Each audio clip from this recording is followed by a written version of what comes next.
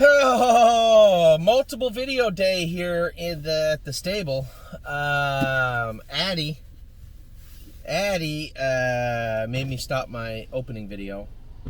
She called my bluff.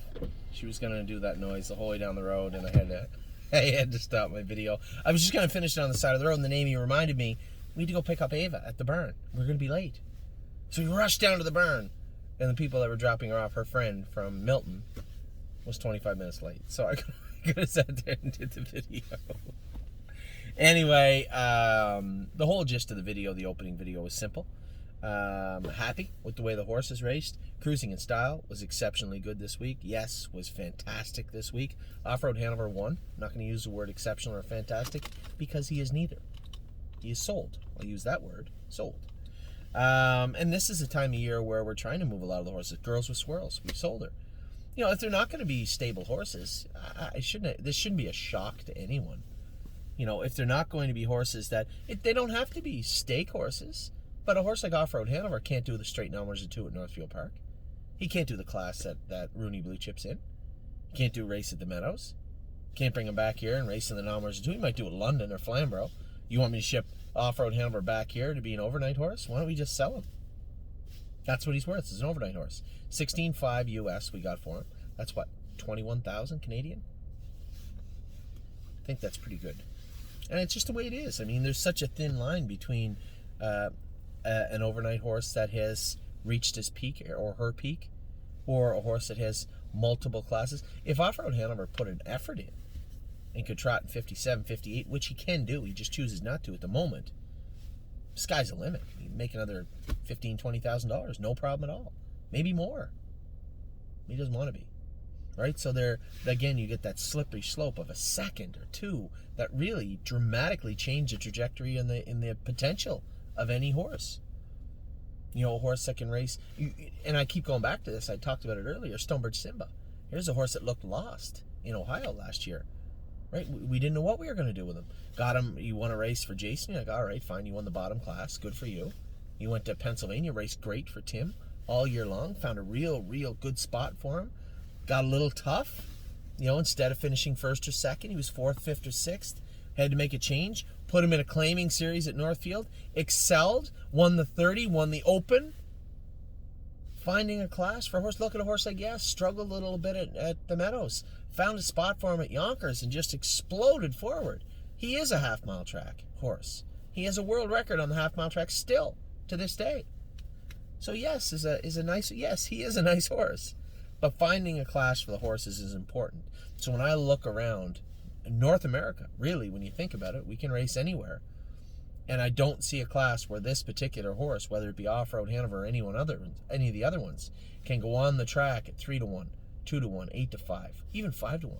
When you're looking at, geez, I hope he catches a good field. I hope the favorites draw the outside. Those are not rational ways to approach a race. And you know, it goes without saying, I had to move Off-Road Hanover. So, and Girls with Swirls for the very same reason. So this is a time of year where we're trying to look at all the horses, which ones we're going to keep, which ones we're going to move, and you know, do the best we can accordingly. So that's where we come from with those horses. Very happy with, as I said, ecstatic. And somebody said, well, Stonebridge Simba, do you think you can race him a few more times? Come on. Really? This horse has carried an entire stable on his back for 6 weeks almost, while we were in lockdown, while horses were struggling, couldn't get to the winner's circle, training them back, qualifying. Here's Stonebridge Simba going out racing well. Looks tired. He's getting a rest.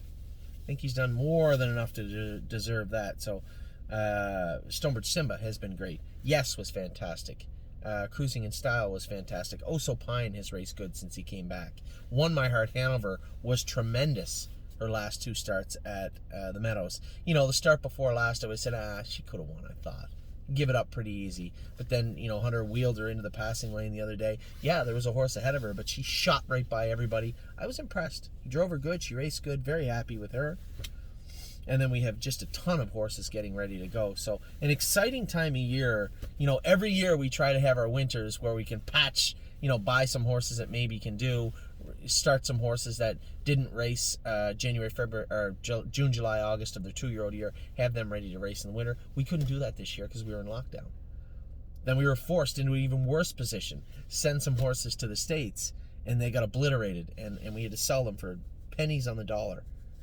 And this ties in completely to what we were talking about, having the right horse for the right track.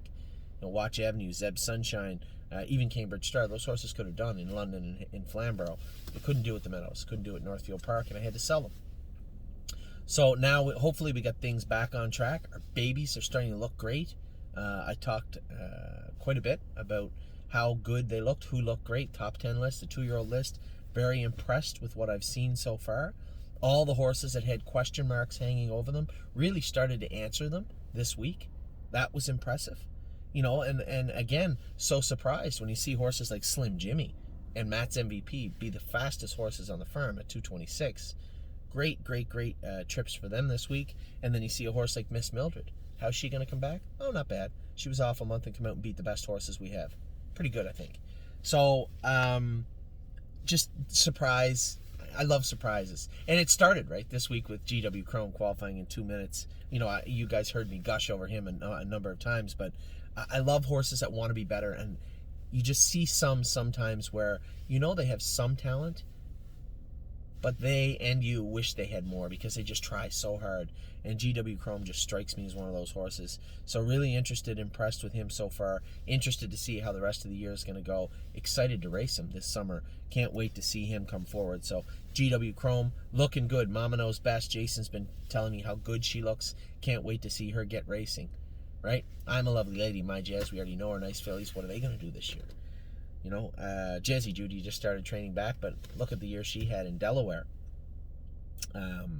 Just a nice filly.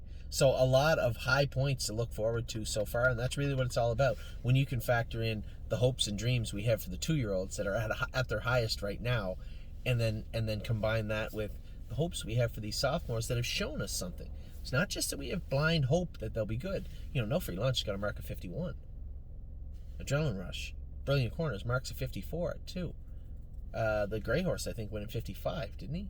First glance. Can't Muscle Me. I can't wait to see her qualify this week. And then Tipsy and Dixie.